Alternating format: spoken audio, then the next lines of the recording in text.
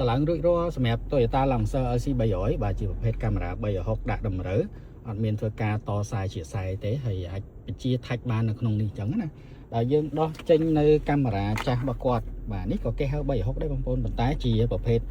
ទូទៅមានន័យថាដុំកាមេរ៉ា360នេះអាចដាក់បានឡានភាគច្រើនជាច្រើនបានបាទដាក់បានច្រើនឡានប៉ុន្តែគឺវាអត់ធ្វើតម្រូវបាទអត់អាចភ្ជាប់ជាមួយនឹង system របស់វាបានល្អណាចឹងនៅពេលដែលបាទប្រភេទសេរីចាស់របស់គាត់ហ្នឹងគឺរូបភាពចេញអត់បានពេញទេហើយក៏អាចថាច់បញ្ជាបានដែរគឺប្រើ tele សុទ្ធចំពោះ model បាទសេរីថ្មីដែលយើងធ្វើដាក់តម្រូវនេះវិញគឺ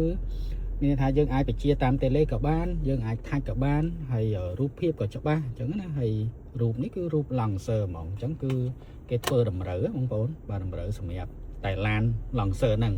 ហើយវ៉ាន់នេះបើយកទៅដាក់ឡានផ្សេងក៏អត់បានដែរអញ្ចឹងហើយវ៉ាន់នេះយើងរៀបទុកជូនម្ចាស់ឡានវិញបាទហើយមានតឡើងគុជ7កាំងមួយទៀត AS បាទបង្ហាញជូនបងប្អូនបាទគុជ7កាំង AS សម្រាប់ឡាននេះគឺ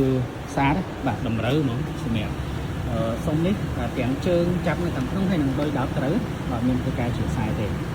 នេះគឺពលឺបាទពលឺភ្លើងគុជ7កាំងថ្មីរបស់យើងគឺភ្លឺដុតច្បាស់ខ្លាំងបើសិនជាយើងបាទប្រៀបធៀបទៅជាមួយភ្លើងស៊ីនខាងលើបងប្អូនឃើញអញ្ចឹងភ្លើងខាងលើរៀងស្រាលបាទភ្លើងព្រមរបស់យើងនេះគឺភ្លឺដុតហើយពណ៌លឿងអាចជួយកាត់ទឹកភ្លើងបានល្អបាទភ្លើងខាងលើនេះក៏អាចធ្វើការផ្លាស់ប្ដូរបានដែរបើសិនជាបងប្អូនត្រូវការតឡើងបាទយើងអាចផ្លាស់ប្ដូរតឡើងទាំងគុជជាគៀងហើយនិងគុជ7កាំង